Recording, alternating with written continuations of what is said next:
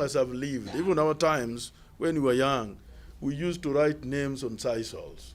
Somebody will say, you know, he's a boyfriend of so-and-so, he's doing this. You get annoyed. Some people will get into washrooms, they'll write your name, and many things would happen. Only that you have upgraded it because of Bobela scam. And we were not really, because somebody calls you a dog, and you know you're not a dog, you have no tail. So you don't take law into your hand to reduce or to demean such a country. So I echo what my able councillor said, and we are not going to give up. We will still continue. Thank you.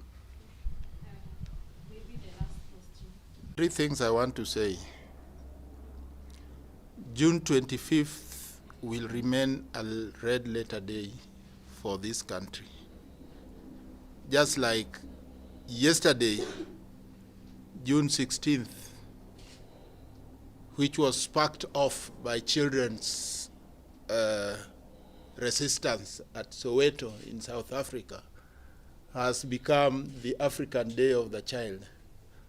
For us, that is the time when very young people took the struggle that we have been involved in at a much higher level. Because people do not realize that on June 25th, actually, the government was overrun. When you breach parliament, that is an arm of government, the legislature was gone. Supreme Court was overrun, that is the judiciary. Kasongo was forced to dissolve his cabinet, which means the executive was overrun. That is historic. So we know, because we can't pretend to chaperone these young people. We know they are creative, they are organizing, and I know that they will be remembered. And without fear of contradiction, these and other former political prisoners are 100% behind these young people. Now, when it comes to the issue of compensation, you know, you can't put a price on life. It's impossible. So the first thing is that this thing should never happen in our country. No life should be lost in this manner.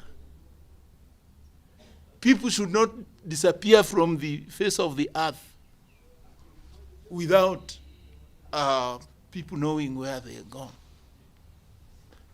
That's prime. However, you can't bring back people to life. And that is why, basically, it is about saying, sorry. This money, even if it's whatever millions, it's simply saying sorry. So it's not buying a life that happened. But I want to say something about this thing of compensation. These people you are seeing, almost all of them sued the state over what we went through, the torture, the illegal detentions, and so on. And some of us even got court order to compensate us. 30 years down the line, those have not been effected. Secondly, we have recommendation of the Truth, Justice, and Reconciliation Commission. The former president even talked about setting aside some 10 billion shillings to deal with those historical injustices. Nothing has happened. So what I'm saying is that we have to keep on pushing and exercising Article 1 of sovereignty. We must hold these people to account, and we'll help our young people push as they help us defeat this regime. Emphasize a little more, Nyayo House torture chambers was a chamber created to torture, and that's where we ended up.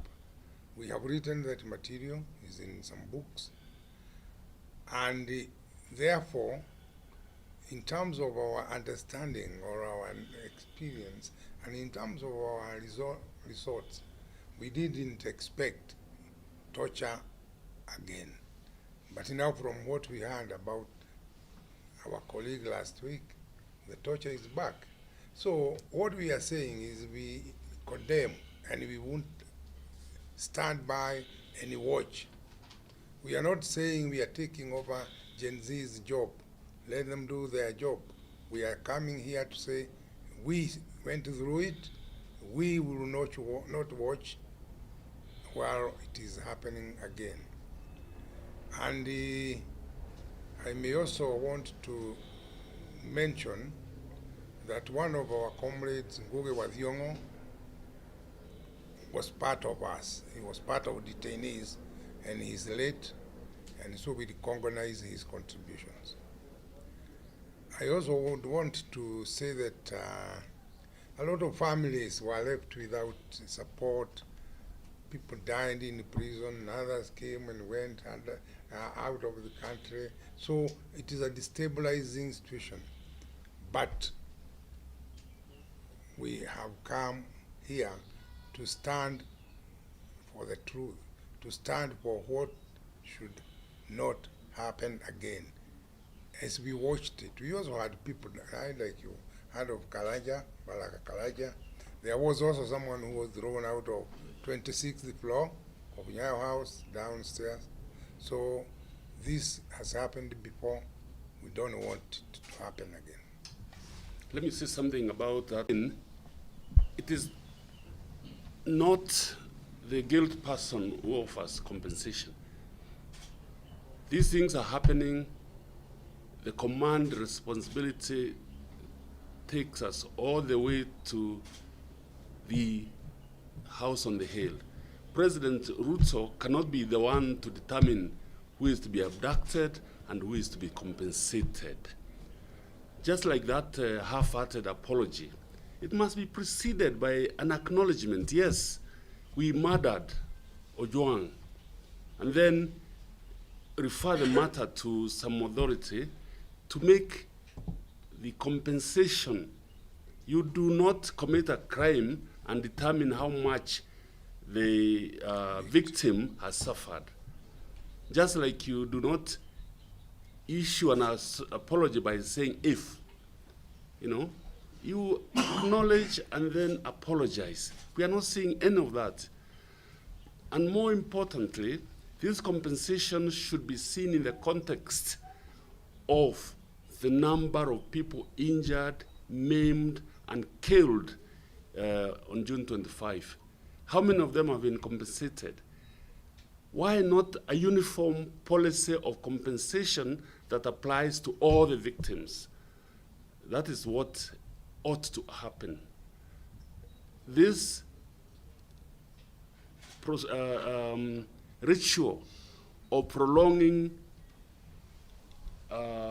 investigations or making promises in order to buy time should end. And therefore, a rule of law ought to apply. The President or Minister for Interior should say, we are guilty, we apologize, we are offering compensation. Yeah, it's the same with apology. So we must see it in that context. And that compensation ought to spread to all the victims of this period of abductions starting on June 25.